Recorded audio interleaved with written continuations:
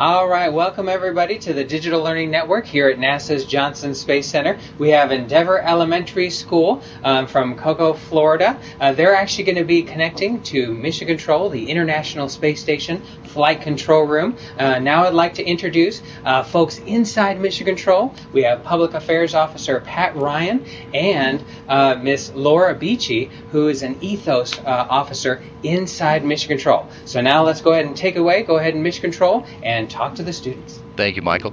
I'm Pat Ryan with the Public Affairs Office here at the Johnson Space Center in Houston, and with me is Laura Beachy. She is one of the ETHOS officers who is a member of the flight control team that is watching over the International Space Station as it flies.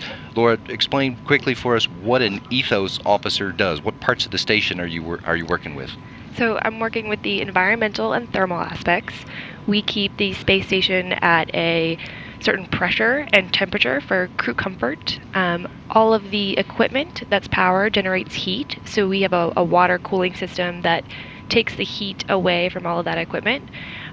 We manage ISS emergencies. If a fire were to occur on board, or let's say we were to get hit by a piece of space debris and start losing pressure, then we help the crew safe themselves and potentially try to isolate the leaking module.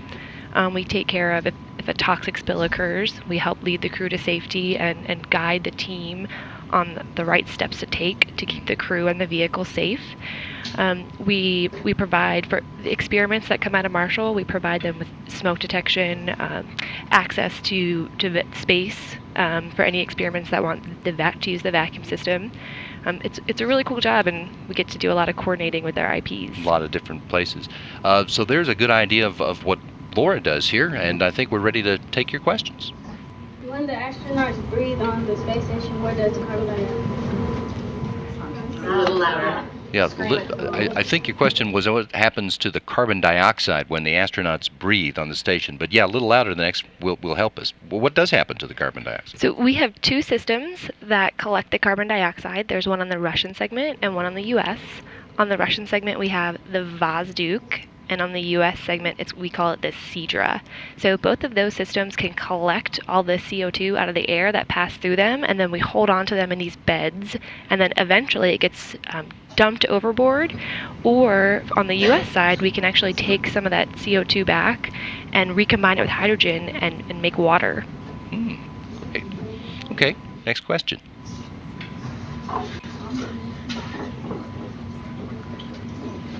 Do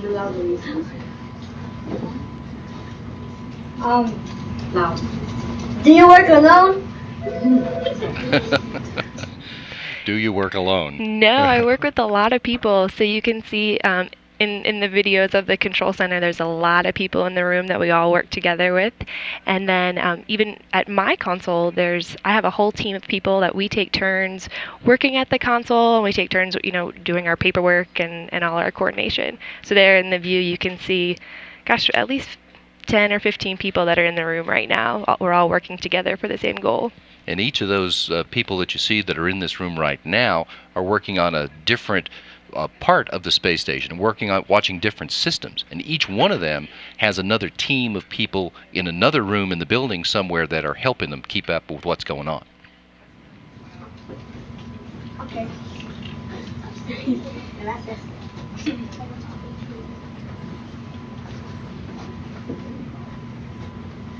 How is the cabin atmosphere created? Louder. How is the cabin atmosphere created? How is the cabin atmosphere created? Yes, so we fly nitrogen and oxygen up to space station to keep the station pressurized. And then we also have two pieces of equipment that can generate oxygen. We've got the Electron on the Russian segment and the OGA on the US segment. So we can constantly make oxygen, and then we've also got this stored nitrogen that we can add in when we need to. We can bring oxygen up, but that costs it's heavy, and it costs a lot of money to fly things in space, and that's why we have systems that can make it out of the things that are already there. That's right.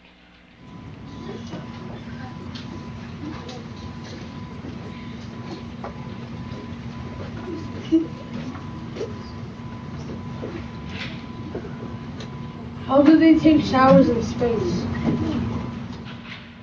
So that's a really good question. They don't. Yeah, really they don't.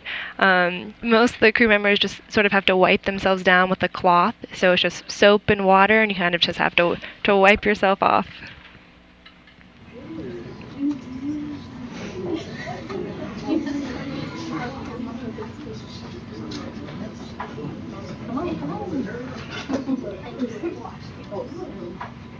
Can they sweat in space? Yes, the crew members can definitely sweat in space. The sweat acts a little bit differently. It kind of will stick to their skin because of all the surface tension, and then can all the water can collect, and then they have to wipe themselves off with a towel to get it. And then we actually take that sweat and collect it, and then we can reprocess it into clean drinking water.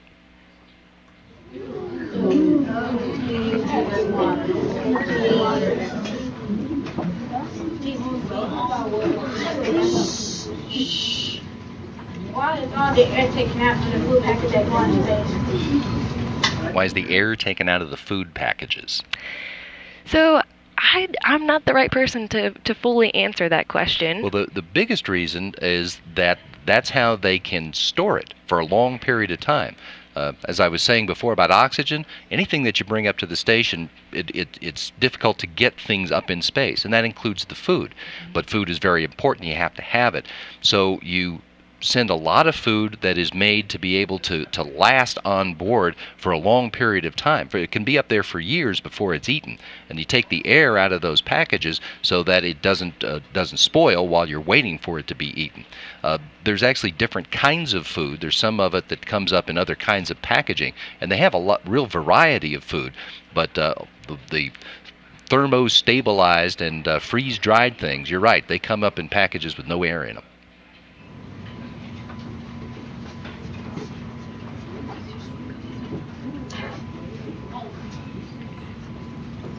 Why is it important for humans to explore space? Why is it important for humans to explore space? That's a great question. So for me personally, I just have this goal and drive to learn everything and all we can. And I think space exploration just gives us an opportunity to satisfy that goal, to learn as much as we can. We're learning a lot about the history of the solar system and the history of our planet by exploring space. Just ISS in particular gives us an opportunity to work with our international partners for a common goal, and all work together for something. And on ISS, we're learning a lot about the way that humans adapt in extreme environments for the body and the mind, and we're doing a lot of research on medicine and how things like fire reacts in space, and all of that is helping us to understand just our bodies and the systems more, even on Earth.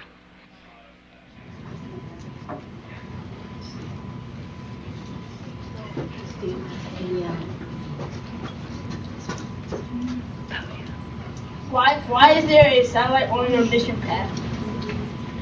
Are you which mission patch are you thinking of?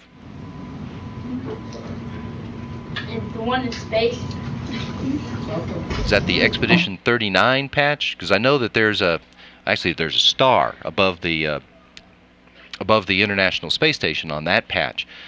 Patches has all the crew members' names, and it has an image of the station and the Soyuz vehicle that takes them there, and that star that's above it on that patch is meant to represent explorations of the future.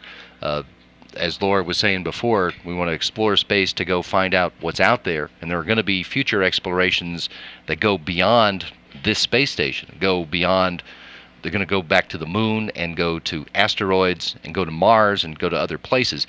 And all of that is represented by that star on the Expedition 39 mission patch.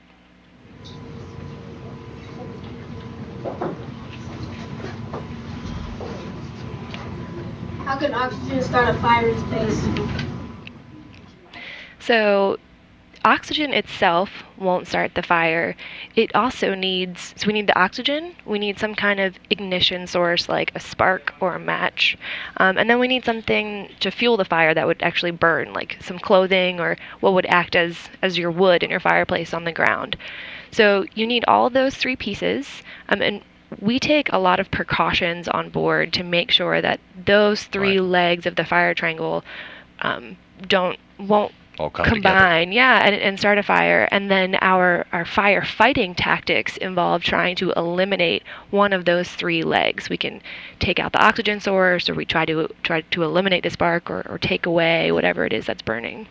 Oxygen could be a part of a fire in space, just like it could be a part of a fire on Earth, but it doesn't burn just all by itself. There has to be something else there. That's right, and we take a lot of precautions with the materials that we fly on board to make sure that they're not fire propagating, and managing our oxygen levels so that they don't get too high and become a fire hazard. Why do astronauts train in space? You want to ask the question again? I mean, train in water. Why do astronauts train in water? Yeah, so the crew trains at the NBL down here in Houston, and the training underwater gives them an opportunity to experience as close to weightlessness as possible. So we've got this huge above-ground pool for them to get in, that they have enough space to put on their suits. We've got a mock-up of ISS under the water, and so that's as close as we can get here on Earth, where we have gravity, to the feeling like there's no gravity. It's a way to make it feel like you're weightless for an extended period of time. We have another way to make people feel weightless for really short periods of time when they fly on an airplane that does a parabola, and at the top of that arc, people inside it experience weightlessness, but only for about 20 seconds at a time or so. Underwater, they can feel pretty much like they're weightless for hours at a time. Why does air pressure change when door locks are closed? So when a door lock is opened, I think maybe what you're referring to is that there could be two different pressures on either side of a door. So if a lock is open, then you allow a pathway for air to pass through, and then for the two pressures on either side to equalize. So then you feel that feeling of maybe if you're on the side of the door with the higher pressure, you lose a little bit of pressure because it'll go down to the lower side. Or if you're on the side with the lower, maybe you feel that burst, or that moment where the pressure is equalizing and your pressure on your side is getting a little higher. But naturally, the air pressure is going to seek a lower. It's going to try to even out. I can't think of the right scientific word for it. Equalize. It's going to try to get equalized. So if you have high and low pressures at the same place, they're going to try to get back to the same level. What does internal control system do? And so I think you might mean, in reference to what I do, the internal thermal control system. So for the internal thermal control system, that's that system where we have all these water loops running through the space station, and we collect the heat from all the batteries and all the equipment that generates heat on the space station. So we collect it in our water loop, and then it comes to, we call it an interface heat exchanger. But so our warmed up water lines will then flow past really cold ammonia lines, and we transfer our heat to the external thermal control system, where it'll then get radiated out into space.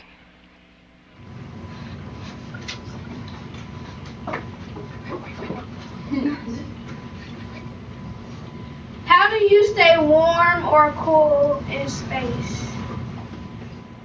Well, it helps to be cool to start with. It does. And then on the space station, there's actually air conditioners in a lot of the modules, just like you have at home. Well, of course, they're set up a little bit differently. Right. But so the space station itself, there's a lot of heat from the equipment that's running, from the crew members, just body heat. And then we run our air conditioners and collect all of that heat to keep things cool for the astronauts. And they can call down and tell us, hey, I'm too cold, can you make it warmer in here? And we can send some commands and adjust things for them, or they can, tell us they're too hot and, cool it down for us. What do you enjoy most about your job? So for me, I love the opportunities to coordinate with the international partners. So we work with the Russians, the Europeans, the Japanese every day. I really like that. I also definitely work with some of the smartest people in the world, and we get opportunities to be really creative and innovative. If something breaks, then we can all get together and think about the coolest ideas to fix it, and really we get a lot of opportunities to think outside the box and use equipment for things that it wasn't necessarily designed or created to do. I really love that. It's a really fun job. It's really dynamic, so it keeps you on your toes. It's constantly changing. Who or what inspired you to pursue your job? So when I was in high school, I had a really, really great physics teacher. And he used he did a lot of demonstrations in his class to show us how fun physics could really be. So I opted to pursue physics in college. And while there, I developed a strong interest in biophysics and also astrophysics. So after graduating, there was really no place else to go. So here at NASA, I can explore my astrophysics interests. And then for me, ETHOS was kind of the perfect place to learn a little bit about biophysics in the body and environmental control. What is the average temperature in space? So space can get really, really cold and really, really hot. I've heard it can get to negative 450 Fahrenheit and up to 450 or 350 Fahrenheit. So it really depends on where you are relative to the sun and whether or not the sun is shining on you at that moment. We've even heard astronauts who are outside the station during spacewalks talk about how they can feel a dramatic change just as the station moves from in the sun to in the shade, from sun in sun to sundown, or sunrise again in the morning, and they have to have heaters in their gloves and in their suits turned on to compensate for it, because it can change. Temperature outside around them can change by about 600 degrees in a matter of just a few minutes. Yeah, I've heard that too. Even with their eyes closed and their visors down, you can really feel the change. How much does sunlight affect the temperature in space? Yeah, so that's a great follow-up question, because the sunlight is really what drastically makes an impact, and is really the only way to warm up the space around the crew and around ISS. How much of wastewater are you able to reuse or recycle? How much wastewater are we able to reuse? Yes. So I've heard a stat that we are able to recycle more than 90% of our wastewater now, and that's with all of our systems operating properly. So we have a system called the regenerative ETHOS system, and so we can collect urine and reprocess it into really clean water, that sweat that we talked about earlier, the carbon dioxide to make more water and make more oxygen. Condensation in the air. They wring out their towels. Yep. Everything.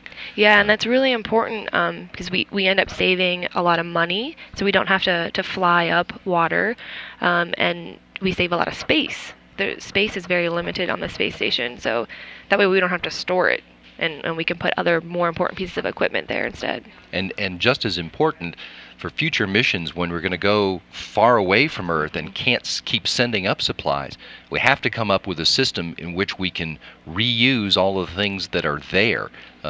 If a ship that's on its way to Mars or someplace can't wait for another shipment of supplies from Earth. So that's why we're developing these systems on the space station, in order to be able to have a way to keep astronauts safe and well supplied when they go out away from Earth.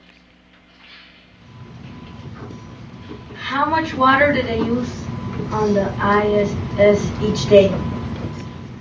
So we use a lot of water. As an ETHOS, we try to take into account that on average, a crew member may drink about 2.5 liters of water a day. So that's more than one of your soda bottles on the ground. So with 6 people, 2.5 liters of water a day. Let's see, that's what? 12, That's, 15 liters of water per day. And then that's split between the U.S. crew members and the Russian crew members. So we work together to make sure that all of our crew members have enough water always. But and then, as you said, 90% or so of that 15 liters gets reused, gets recycled. So we don't have to supply a new 15 liters every day. Right. That's right. Oh, and we just got a new experiment on board, the veggie payload, where the crew's growing food. So now we're having to start accounting for a little bit more water each day so we can water the plants. We have one more question, if it's okay. Sure. If we have access to all these technologies in space to transfer waste into water and things like that, why don't we use them more on Earth? Well, we do use them on Earth. Some of the special systems that have been developed on the International Space Station are in use on Earth right now. It's a different philosophical and in some cases a political question in different areas of the world about why they don't use them more than they do right now. But in fact, the water purification system that Laura was talking about is in use in places on the Earth right now, and especially because it's a fairly compact system, has been able to be distributed in areas of the world where they don't have and can't afford their own systems, so that the station science and the station technology is being used to help people on Earth right now. Yep, that's right. And some of our systems kind of do what our Earth's atmosphere does in terms of evaporation, and then it rains and condensation, and we package that into a small box and to make it do what our huge Earth can do. All right, and this is Michael Hare at the Digital Learning Network again. I want to thank you guys for joining us today. And Endeavour Elementary School, would you like to say bye to the folks in Mission Control? Bye. Bye. Thanks for your questions. They were great.